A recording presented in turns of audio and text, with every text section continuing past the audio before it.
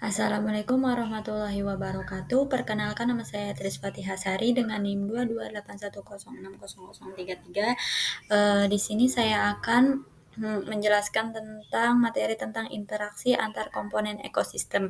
Nah, materi ini diambil dari buku biologi dengan mata pelajaran biologi untuk jenjang SMA kelas 10 dengan guru pengampu mata pelajarannya Ibu Laili Magofiro Kamil Mastika pada jenjang semester 1 tahun ajaran 2022 sampai 2023. Di sini ada dua tujuan pembelajaran. Yang pertama, peserta didik dapat mengidentifikasi tipe interaksi antar komponen biotik melalui pengamatan dalam video dengan benar. Yang kedua, peserta didik dapat menggambar skema pola interaksi antar komponen biotik melalui pengamatan dalam video menjadi rantai makanan yang benar.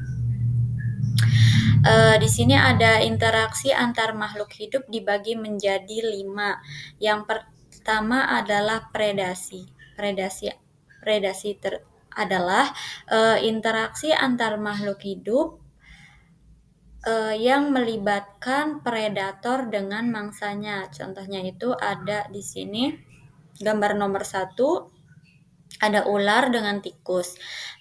Ular ini akan memangsa si tikus. Nah, disinilah terjadi interaksi predasi, yang mana predator berinteraksi dengan mangsanya.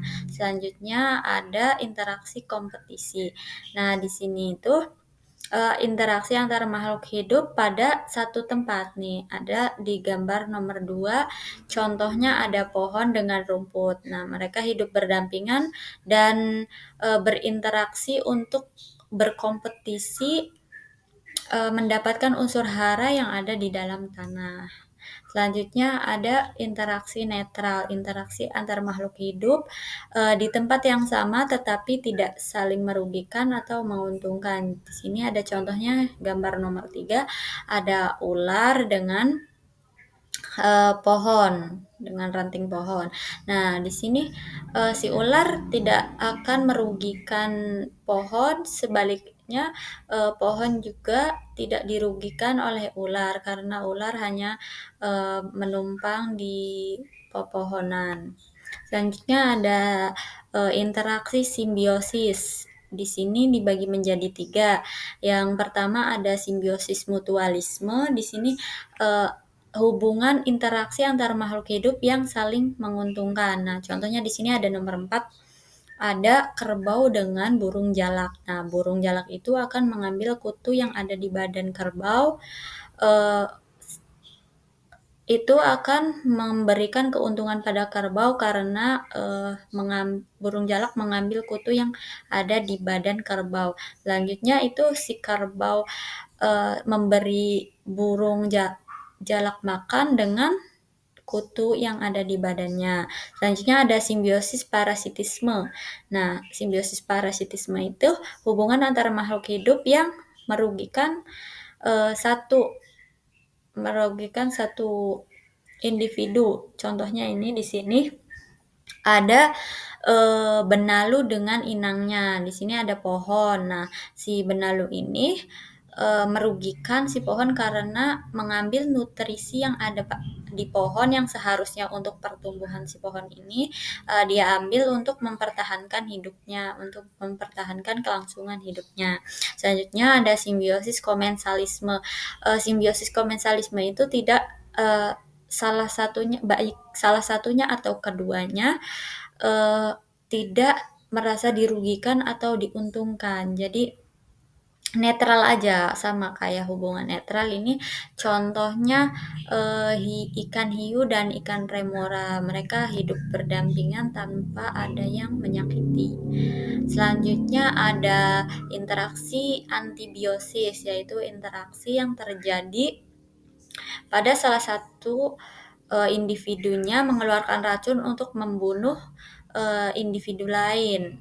Ini contohnya ada jamur penicillium dengan bakteri. Nah, jamur penicillium ini mengeluarkan racun untuk membunuh si bakteri. Selanjutnya ada interaksi biotik dan abiotik. Apa sih interaksi biotik dan abiotik? Yaitu interaksi yang melibatkan antara komponen biotik, komponen hidup, dan komponen tak hidup. Nah, saling berhubungan melalui siklus materi dan aliran energi.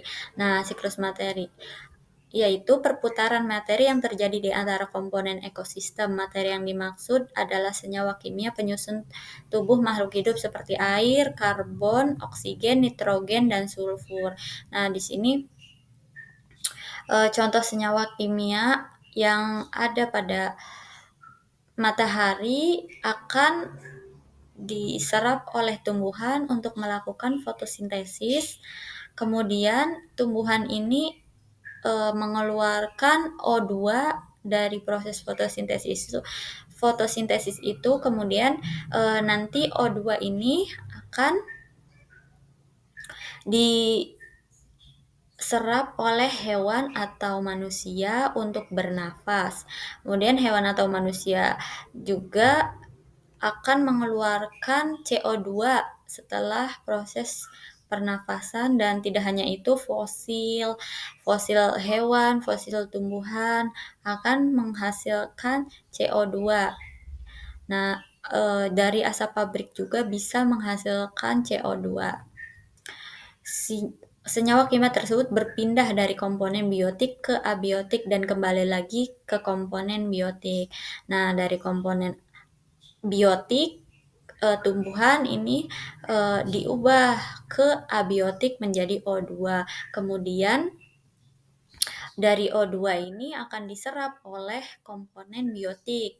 Komponen biotik akan menghasilkan komponen abiotik seperti CO2. Itu akan terjadi siklus yang berulang. Jadi nanti CO2 diserap oleh tumbuhan, lagi menghasilkan O2 lagi, diserap lagi, terus menghasilkan CO2 lagi. Selanjutnya ada siklus interaksi. Nah, di sini ada siklusnya. Yang pertama itu sinar matahari nanti ditangkap oleh tumbuhan.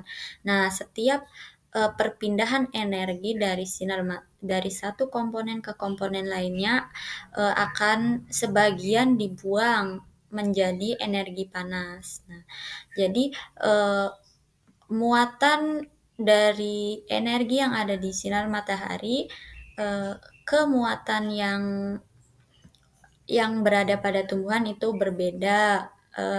Di tumbuhan lebih kecil daripada di sinar matahari karena ada energi yang terbuang melalui yang berubah menjadi panas. Selanjutnya di sini ada rantai makanan. Nah, apa sih rantai makanan itu? Rantai makanan yaitu peristiwa makan dan dimakan yang terjadi di dalam ekosistem.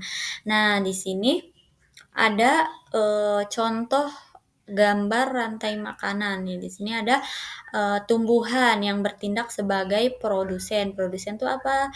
Produsen adalah makhluk hidup yang dapat memproses makanannya sendiri tanpa harus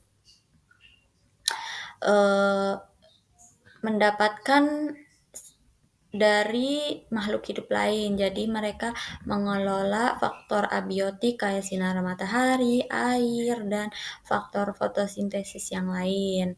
Nah, selanjutnya tumbuhan akan dimakan oleh si belalang yang merupakan konsumen primer.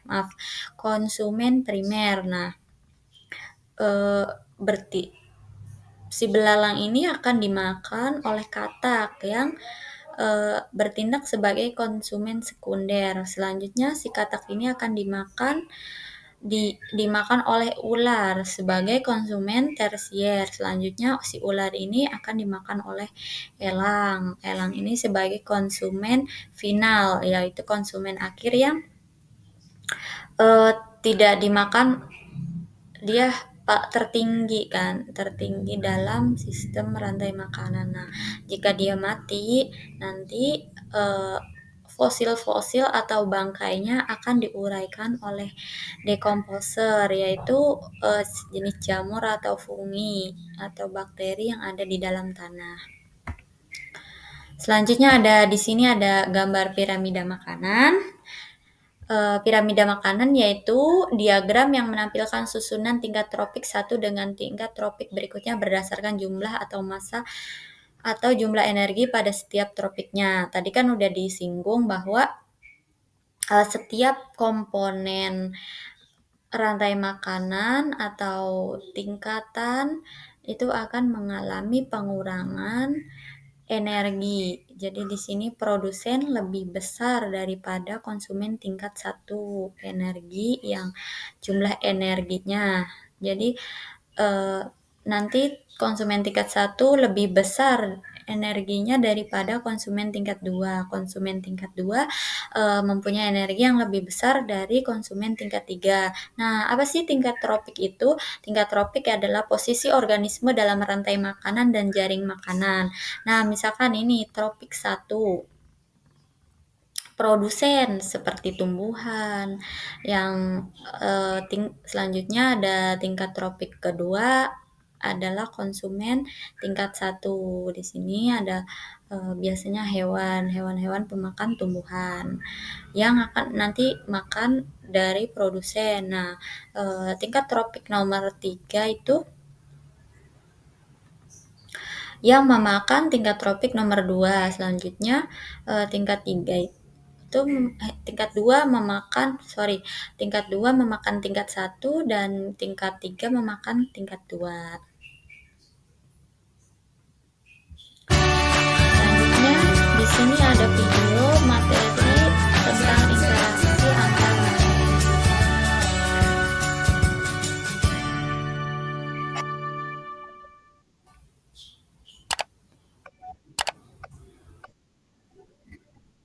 Halo teman-teman, selamat datang kembali di channel YouTube Gia Academy. Semoga teman-teman selalu sehat dan terus semangat.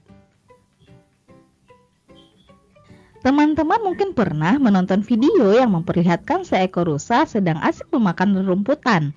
Tidak jauh dari tempat tersebut, terlihat seekor macan sedang mengendap-endap mendekati rusa, kemudian dengan cepat menyambar rusa dan memakannya. Peristiwa makan dan dimakan tadi akan selalu terjadi dalam sebuah ekosistem. Nah, apa itu ekosistem? Apa saja peranan makhluk hidup dalam sebuah ekosistem? Yuk, tonton videonya sampai habis. Jadi, di video ini kita akan belajar tentang peranan makhluk hidup dalam ekosistem. Simak terus videonya ya. Ekosistem merupakan sistem interaksi antara makhluk hidup sebagai faktor biotik dengan lingkungan tempat ia hidup, faktor abiotik. Kedua komponen ini saling memengaruhi. Makhluk hidup akan dipengaruhi oleh keadaan lingkungannya. Sementara itu, aktivitas yang dilakukan oleh makhluk hidup akan memengaruhi atau bahkan mengubah lingkungannya. Berdasarkan asal terbentuknya, ekosistem dibedakan menjadi dua macam, yaitu ekosistem alami, merupakan ekosistem yang terbentuk secara alamiah tanpa ada campur tangan dari manusia. Karenanya, tingkat keanekaragaman hayatinya tinggi. Ekosistem alami dibedakan lagi menjadi dua macam, yaitu ekosistem darat, misalnya pantai, gurun, dan ekosistem perairan seperti danau, laut. Ekosistem buatan merupakan ekosistem yang terbentuk karena adanya campur tangan manusia, sehingga tingkat keanekaragaman hayatinya rendah. Contoh ekosistem buatan antara lain sawah, bendungan atau waduk, tambak, dan hutan produksi. Setiap makhluk hidup mempunyai kedudukan masing-masing di habitatnya. Kedudukan tersebut antara lain: pertama, produsen. Produsen adalah makhluk hidup autotrof yang mampu menghasilkan makanan sendiri dan melakukan fotosintesis. Jika di darat, makhluk hidup yang berperan sebagai produsen adalah semua jenis tumbuhan hijau. Sedangkan di perairan yang bertindak selaku produsen adalah alga, fitoplankton, dan tumbuhan air. Kedua, konsumen. Konsumen dibedakan menjadi 3 jenis, yaitu konsumen primer, terdiri dari organisme heterotrof yang memakan tumbuhan hijau, alga, dan bakteri. Di darat, contohnya adalah belalang, ulat, siput, mamalia pemakan rumput seperti sapi, kambing, kelinci, serta burung pemakan buah dan biji. Di air, misalnya zooplankton, udang-udangan, dan ikan pemakan alga. Konsumen sekunder merupakan karnivora pemakan konsumen primer. Di darat, contohnya katak yang memangsa belalang dan mamalia besar seperti singa yang memangsa hewan perumput. Di air, misalnya ikan kecil yang memakan zooplankton dan invertebrata. Konsumen tersier adalah konsumen puncak dalam piramida makanan. Di darat, contohnya burung elang yang memangsa ular. Di air, seperti ikan hiu dan paus. Ketiga, detritivor. Detritivor merupakan makhluk hidup pemakan detritus seperti sampah hewan, serasa dedaunan, dan bangkai hewan yang dihasilkan oleh semua tingkat trofik. Contoh detritivor diantaranya adalah cacing tanah, jenis-jenis tikus, dan insekta yang memakan daun-daun busuk. Keempat, dekomposer. Dekomposer atau pengurai dalam suatu ekosistem adalah bakteri dan jamur. Keduanya berperan besar dalam menguraikan bahan organik dari tumbuhan dan hewan yang telah mati menjadi bahan anorganik sederhana. Makhluk hidup yang ada dalam ekosistem saling berinteraksi satu sama lain. Interaksi tersebut terbagi menjadi dua, yaitu pertama, interaksi antara komponen biotik dengan abiotik. Contohnya, keberadaan tumbuhan yang sangat memengaruhi kondisi tanah. Kedua, interaksi antara komponen biotik dengan biotik, terdiri dari kompetisi atau persaingan, contohnya harimau dan singa bersaing mendapatkan rusa. Predasi merupakan interaksi spesies pemakan dengan spesies yang dimakan. Misalnya, tikus makan padi, kucing makan ikan. Simbiosis terdiri dari 4 jenis, yaitu simbiosis mutualisme, saling menguntungkan, contohnya bakteri E. coli dan usus manusia. Simbiosis komensalisme, satu spesies diuntungkan sedangkan spesies lainnya tidak untung dan tidak rugi, seperti anggrek dengan tanaman inangnya. Simbiosis parasitisme, satu untung, satu rugi, misalnya benalu dengan pohon mangga.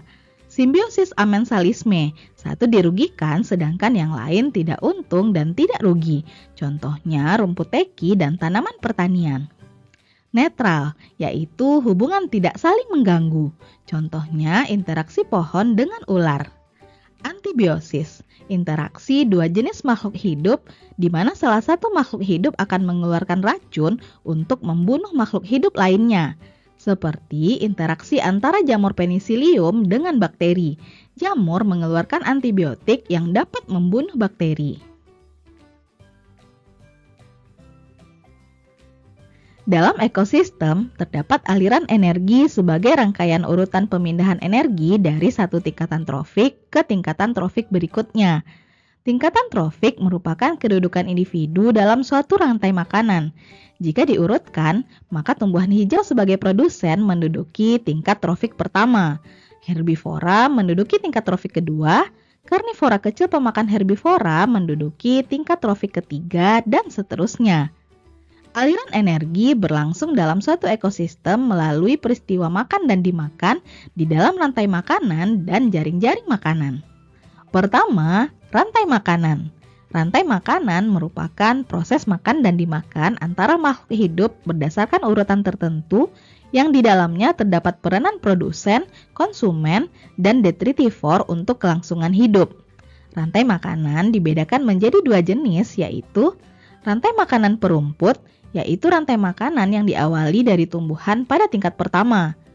Rantai makanan detritus, rantai makanan yang tidak diawali dari tumbuhan sebagai tingkat trofik pertamanya, tetapi diawali dari detrivor.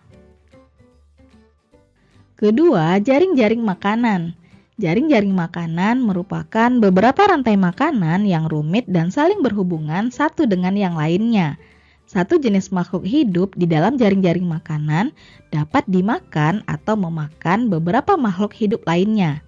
Pada setiap rantai makanan yang membentuk jaring-jaring makanan, terdapat beberapa persamaan, di antaranya selalu ada makhluk hidup yang autotrof, yaitu tumbuhan hijau. Selalu ada makhluk hidup pemakan tumbuhan dan makhluk hidup pemangsa. Dan Selalu ada makhluk hidup yang menguraikan jasad yang mati. Nah, teman-teman, aliran energi suatu ekosistem akan dipengaruhi oleh produktivitas masing-masing makhluk hidup di dalamnya. Produktivitas ini disebut dengan produktivitas ekosistem, yaitu kemampuan makhluk hidup untuk menerima dan menyimpan energi.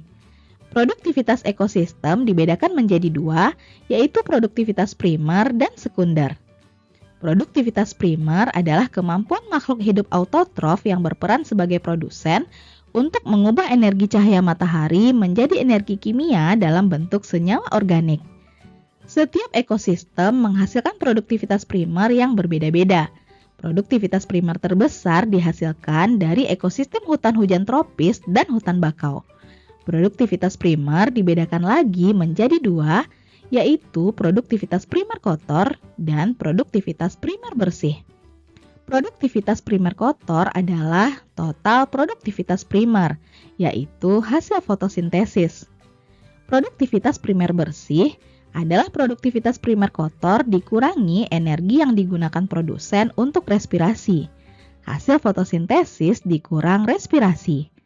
Sedangkan produktivitas sekunder adalah produktivitas yang dilakukan oleh makhluk hidup heterotrof yang berfungsi sebagai konsumen primer untuk mengubah energi kimia dari senyawa organik yang diperoleh dari produsen menjadi energi kimia baru yang disimpan di dalam tubuhnya. Perpindahan energi kimia ini akan terus berlanjut ke konsumen sekunder dan selanjutnya dengan adanya pengurangan energi yang diterima oleh masing-masing makhluk hidup tersebut. Perbandingan produktivitas bersih antara tingkat trofik yang satu dengan tingkat trofik lain yang berada di atasnya disebut efisiensi ekologi. Diperkirakan hanya 10% energi yang dapat ditransfer sebagai biomasa dari satu tingkat trofik ke trofik berikutnya. Proses yang terjadi pada rantai makanan akan berlangsung secara terus-menerus sehingga membentuk suatu daur materi. Aliran energi dan daur materi menyebabkan pertukaran atau perubahan secara terus-menerus antara komponen makhluk hidup dengan makhluk tak hidup. Peristiwa ini dinamakan dengan daur biogeokimia. Adanya daur biogeokimia menyebabkan materi pada setiap tingkat trofik tidak pernah hilang, namun akan terus-menerus didaur ulang hingga unsur-unsur tersebut akan kembali ke komponen biotik melalui udara, tanah, dan air. Daur biogeokimia terdiri dari daur nitrogen, air, oksigen, karbon dioksida, sulfur, dan fosfor. Nah, teman-teman, berarti di video ini kita sudah belajar tentang jenis-jenis ekosistem, kedudukan makhluk hidup, interaksi antar makhluk hidup, dan aliran energi yang terjadi di dalam ekosistem. Semoga teman-teman bisa memahaminya ya. Oke teman-teman, demikianlah pembahasan kita tentang peranan makhluk hidup dalam ekosistem. Jangan lupa tonton terus video-video terbaru di channel kita ya. Sampai jumpa.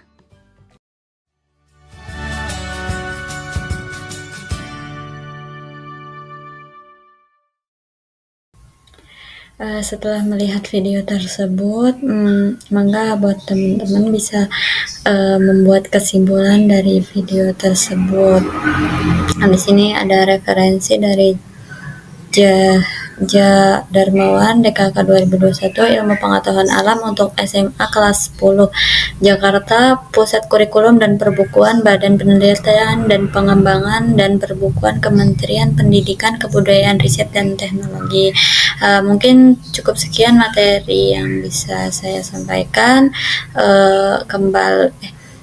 Sampai bertemu minggu depan. Wallahu a'lam. Wassalamualaikum warahmatullahi wabarakatuh.